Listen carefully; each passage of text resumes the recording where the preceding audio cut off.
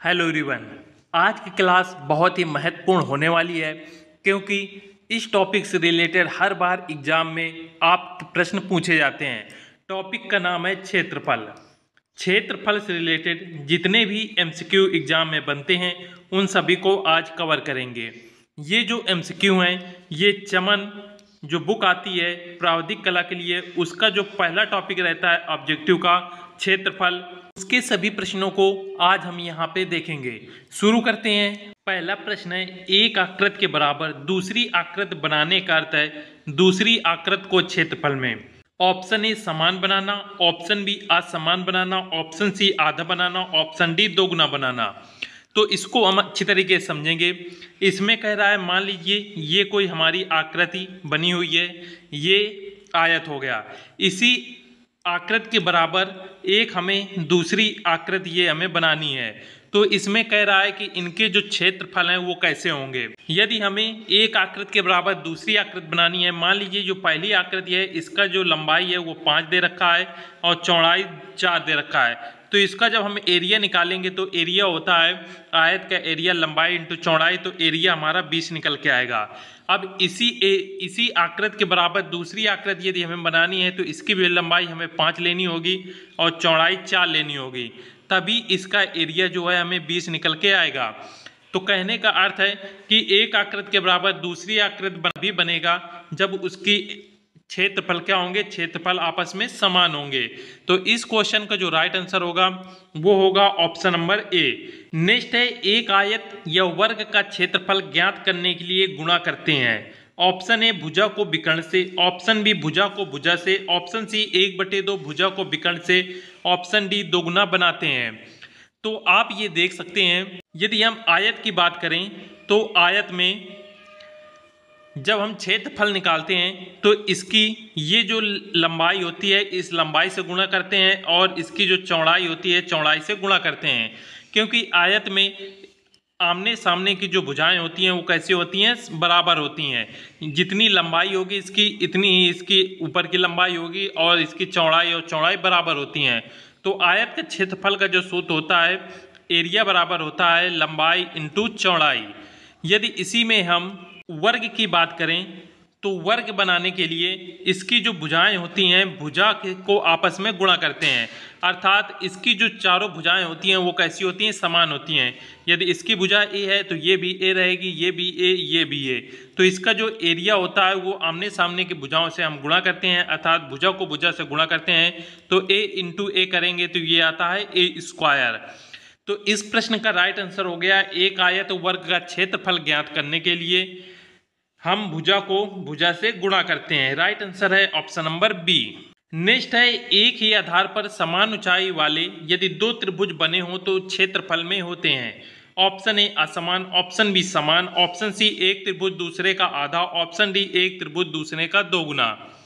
यदि हम बात करें त्रिभुज की तो त्रिभुज कह रहा है कि ये हमारा पहला त्रिभुज हो गया। अब इसमें कह रहा है कि यदि आधार पर समान ऊंचाई वाले, इसी आधार पे जब हम ये हमारा आधार हो गया, इसी आधार पे समान ऊंचाई का कोई इस प्रकार से हम त्रिभुज बनाएंगे तो ये जो त्रिभुज होगा ये क्षेत्रफल में कैसा होगा, ये क्षेत्रफल में समान होता है। जब कोई भी त्रिभुज एक ही आधार से होकर जाते हैं तो उनका एरिया जो होता है समान होता है। राइट आंसर हो जाएगा option number B. Next question है, यदि एक आयत की लंबाई 2 डेसीमीटर और चौड़ाई 2 सेंटीमीटर हो तो उसका क्षेत्रफल होगा। Option A 4 centimetre, option B 10 centimetre, option C 4 decimetre, option D 40 centimetre. तो इस प्रश्न में आपको जब ऐसे प्रश्न आए तो सबसे पहले इनकी जो यूनिट होती है वो याद रखना है कि लंबाई का जो यूनिट यहाँ पे डेसीमीटर दे रखा है और चौड़ाई के यूनिट यहाँ पे सेंटीमीटर दे रखा है। तो सबसे पहले इसमें हम सेंटीमीटर और डेसीमीटर को दोनों समान करेंगे तो हमें ज्ञात है कि 1 डेसीमीटर बराबर 10 सेंटीमीटर होता है। तो यहाँ पे 2 डेसीमीटर दे रखा है तो 2 डेसीमीटर को जब सेंटीमीटर में कन्वर्ट करेंगे तो यहाँ पे 2 डेसीमीटर बराबर ये हो जाएगा 10 गुणे 2, अर्थात इसकी वैल्यू आएगी 2 सेंटीमीटर। अब इस प्रश्न को हल करते हैं। आयत की बात हो रही है तो आयत का जो क्षेत्रफल होता है वो होता है लंबाई इंटू चौड़ाई, और लंबाई इसकी 2 डेसीमीटर दे रखी है। 2 डेसीमीटर को जब हम सेंटीमीटर में चेंज करेंगे तो ये हो जाएगा 20 सेंटीमीटर इंटू चौड़ाई दे रखी है 2 सेंटीमीटर, तो ये हो गया 2।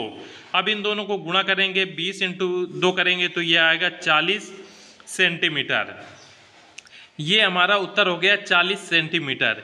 किंतु याद रखना, जब भी क्षेत्रफल आता है तो क्षेत्रफल हमेशा स्क्वायर में होता है, तो इसका जो राइट आंसर होता है वो होता है 40 मीटर स्क्वायर। किंतु ऑप्शन में कहीं पे भी सेंटीमीटर स्क्वायर या मीटर स्क्वायर नहीं दे रखा, इसलिए इसका राइट आंसर होगा ऑप्शन नंबर डी 40 सेंटीमीटर। किंतु याद रखना, जब भी हमें क्षेत्रफल की बात करें तो क्षेत्रफल हमेशा आंसर इसका या तो सेंटीमीटर स्क्वायर आता है या तो मीटर स्क्वायर आएगा या डेसीमीटर स्क्वायर आएगा, क्योंकि यहाँ पे ये दे रखा है लंबाई इंटू चौड़ाई।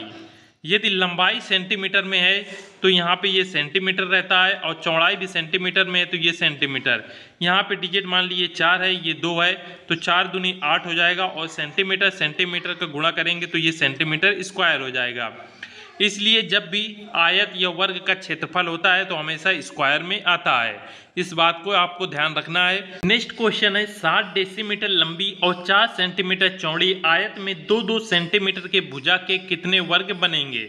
Option A 20, option B 40, option C 10, option D 80।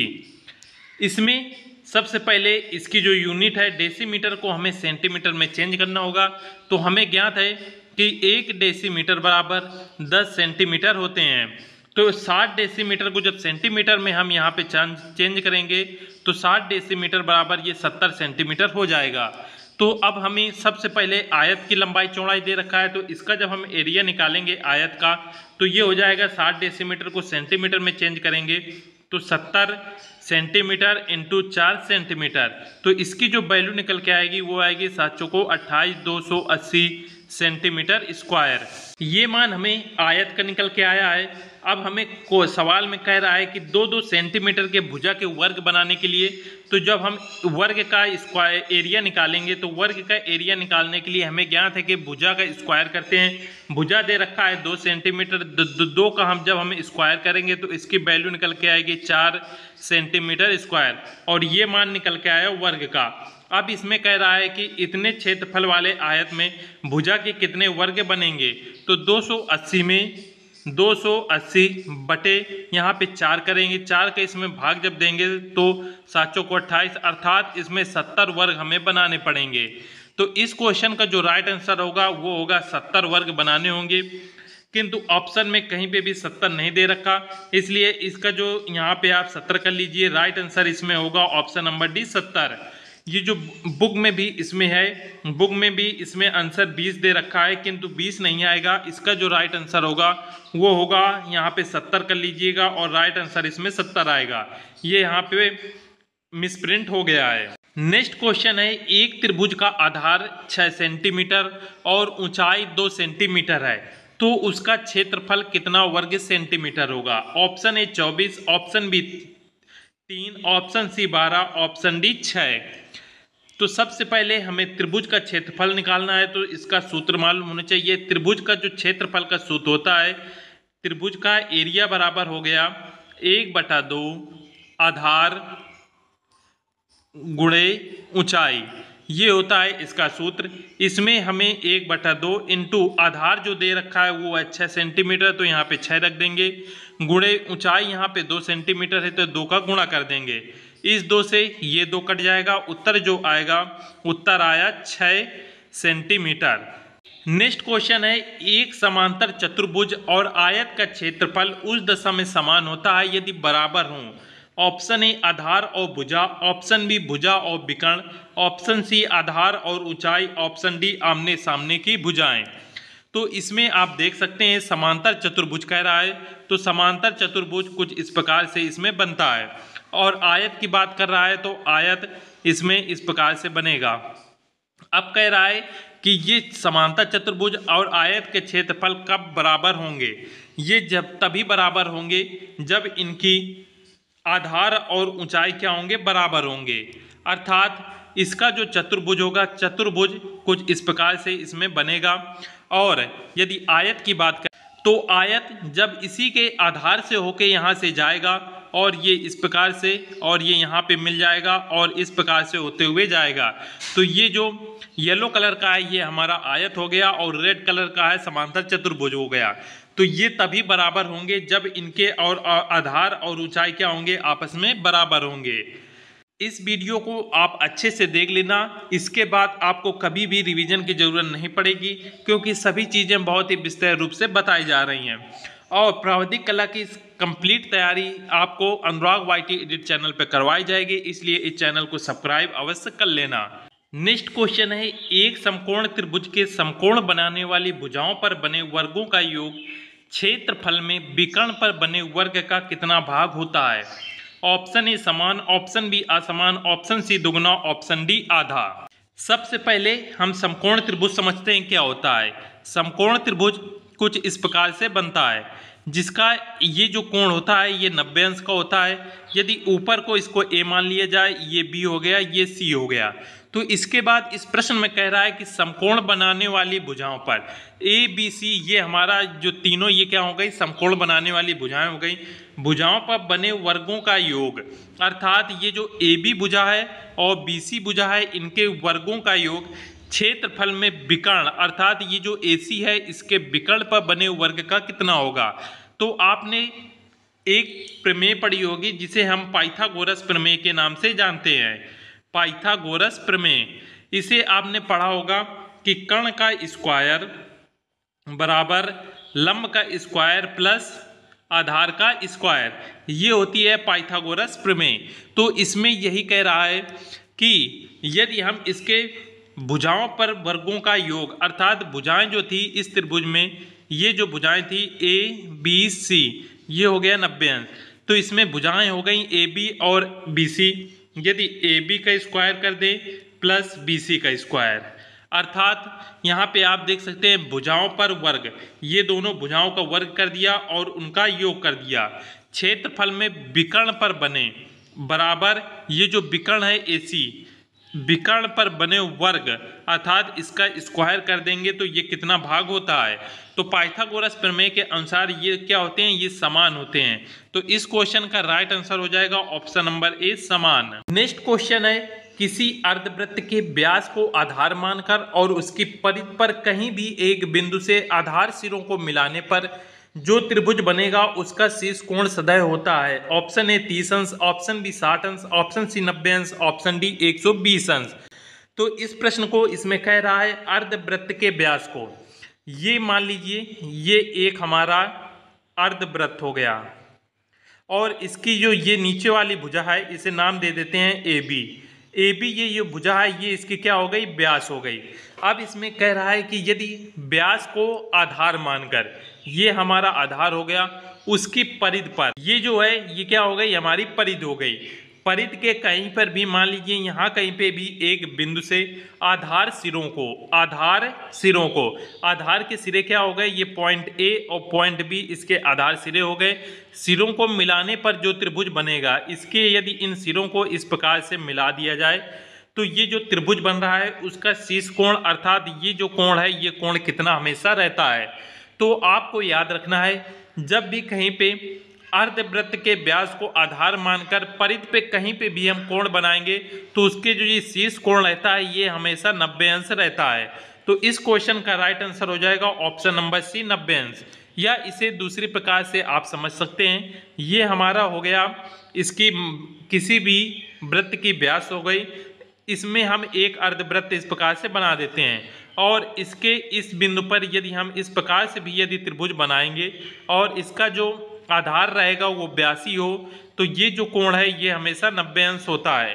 तो इसकी एक प्रमेय होती है कि अर्धवृत्त पे बना कोण हमेशा कितना होता है, तो अर्धवृत्त पर बना कोण हमेशा 90 अंश या इसे ही समकोण कहते हैं।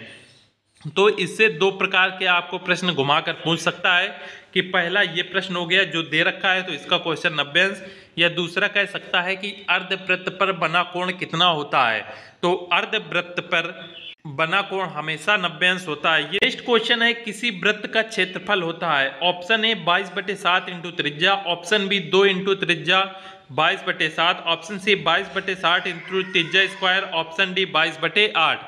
तो ये आप वृत्त देख सकते हैं। इस वृत्त का क्षेत्रफल कह रहा है, तो क्षेत्रफल इसमें जब हम निकालेंगे तो इसकी ये जो है ये त्रिज्या r होती है।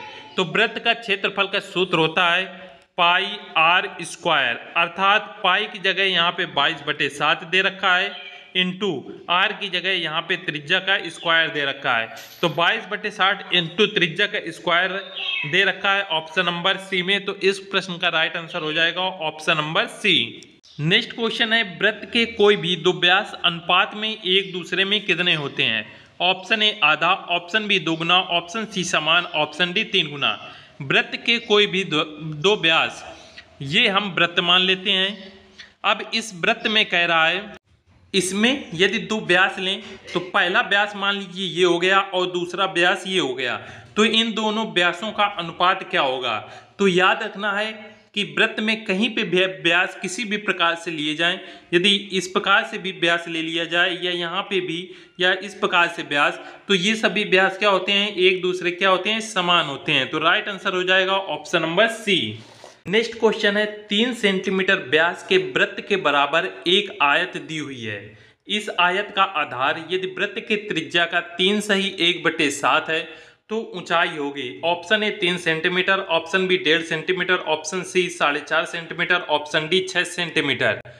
तो सबसे पहले इसमें हमें ये एक वृत्त हो गया।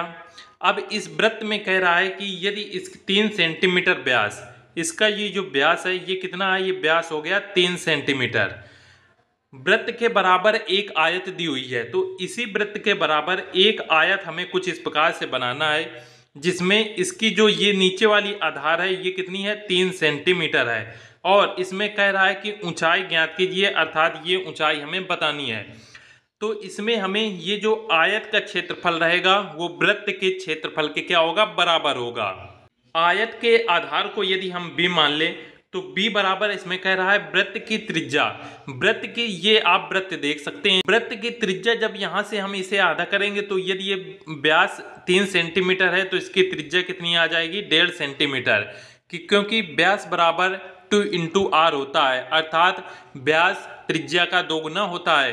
तो त्रिज्या इसकी 1.5 सेंटीमीटर आ जाएगी। तो यहाँ पे आयत का आधार हो गया 1.5 सेंटीमीटर इंटू त्रिज्या का 3 सही 1/7 को जब हल करेंगे तो ये आएगा 22/7।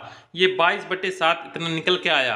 तो अब इसमें हम फार्मूला लगाएंगे, वृत्त का क्षेत्रफल होता है pi R square, pi into R का मान यहाँ पे 1.5 दिया है, तो 1.5 का स्क्वायर जब करेंगे तो 1.5 इंटू 1.5 दो बार लिख देते हैं, बराबर आयत का जब क्षेत्रफल निकालेंगे तो इसका जो आधार है वो हमने आधार इतना निकाला 1.5 इंटू 22/7 इंटू इसकी ऊंचाई हमें निकालनी है।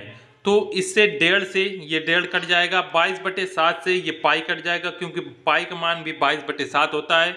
जो ऊंचाई हमारी निकल के आई वो ऊंचाई निकाल के आई 1/5। जो ऊंचाई निकल के आई वो है 1.5। तो इस क्वेश्चन का राइट आंसर हो जाएगा option number B 1.5 centimetre. Next question है, 6 समबाहु त्रिभुजों के द्वारा एक समकटभुज के 6 बराबर भाग करने पर प्रत्येक त्रिभुज का शीर्ष कोण होगा।